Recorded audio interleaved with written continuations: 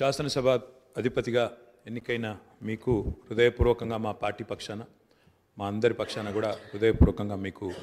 అభినందనలు తెలియజేస్తూ మా పార్టీ అధ్యక్షులు పెద్దలు శ్రీ కేసీఆర్ గారు వారు దురదృష్టవశాత్తు వారికి కొంత గాయమయ్యి హాస్పిటల్లో ఉన్నప్పటికీ ఎప్పుడైతే ఈ ప్రతిపాదన శ్రీధర్ బాబు గారి ద్వారా మరి వారికి వచ్చిందో వెంటనే ఒక క్షణం కూడా సంకోచించకుండా రెండో ఆలోచన లేకుండా తప్పకుండా సహకరించవలసిందే అని చెప్పి ఏకగ్రీవంగా ఎన్నిక కావడానికి వారు మాకు ఆదేశాలు ఇవ్వడం జరిగింది. దానికి అనుగుణంగానే నిన్న మీ నామినేషన్లో కూడా మేమందరం కూడా పాల్గొనడం జరిగింది. అధ్యక్ష, మీతో వ్యక్తిగతమైన అనుబంధం కూడా నాకు చాలా ఉంది. మీరు 2009 శాసనసభకు ఎన్నికైన నాడు నేను కూడా మీతో పాటు సహచర శాసనసభ్యుడిగా ఉన్నాను. ఆనాడు తెలంగాణ ఉద్యమంలో కూడా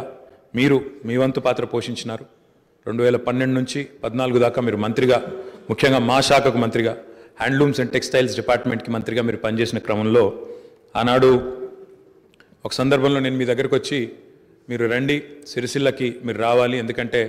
రాష్ట్రం మొత్తంలోనే టెక్స్టైల్ అంటే సిరిసిల్ల కాబట్టి మీరు తప్పకుండా రావాలి అంటే మీరు కొంత సంకోచం వ్యక్తం చేసినారు మొదలు. మరి ఇప్పుడు ఉద్యమం ఉధృతంగా ఉంది, నేను మంత్రిగా ఉన్నాను, ఈ సమయంలో వస్తే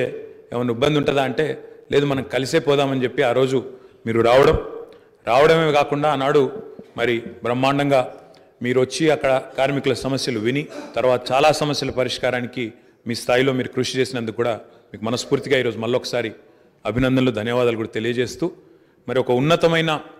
సాంప్రదాయానికి ఈరోజు మరి తెరదీస్తూ ఇతర పెద్దలు గౌరవనీయులు తెలంగాణ రాష్ట్రం ఏర్పడ్డ తర్వాత పెద్దలు శ్రీకొండ మధుసూనాచారి గారు, తర్వాత శ్రీ పోచారం శ్రీనివాసరెడ్డి గారు, తదనంతరం మీరు మరి వారు ఇద్దరు కూడా నెలకొల్పిన సాంప్రదాయాలు, కాపాడిన విలువలు వాటన్నిటిని మీరు కూడా పరిరక్షిస్తారని మనస్ఫూర్తిగా ఆకాంక్షిస్తూ మీ ఉన్నతికి మనస్ఫూర్తిగా అభినందనలు తెలియజేస్తూ మరి ఇప్పుడే పెద్దలు ముఖ్యమంత్రి గారు, ఉప ముఖ్యమంత్రి గారు, మంత్రివర్యులు కూడా చెప్పినట్టు మరి ఈ సభ అందరి సభ, ఈ సభలో ఉండే ప్రతి సభ్యుడి యొక్క గౌరవాన్ని, ప్రతి సభ్యుడి యొక్క హక్కులను,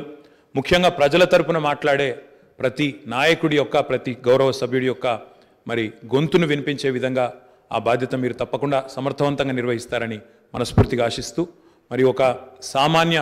ఎంపీటీసీ పదవి నుంచి ఈరోజు శాసనసభ స్పీకర్గా ఎదిగిన మీ జీవితం ఏదైతే ఉందో, రాజకీయ ప్రస్థానం ఏదైతే ఉందో, ఇది చాలామందికి తప్పకుండా స్ఫూర్తిదాయకంగా ఉంటుందని చెప్పి మనసారా ఆకాంక్షిస్తూ మీ బాధ్యతలో మీరు 100% విజయవంతం సాధించాలని మా పార్టీ తరఫున కూడా కోరుకుంటూ మళ్ళొకసారి మీకు అభినందనలు అధ్యక్ష. Thank you.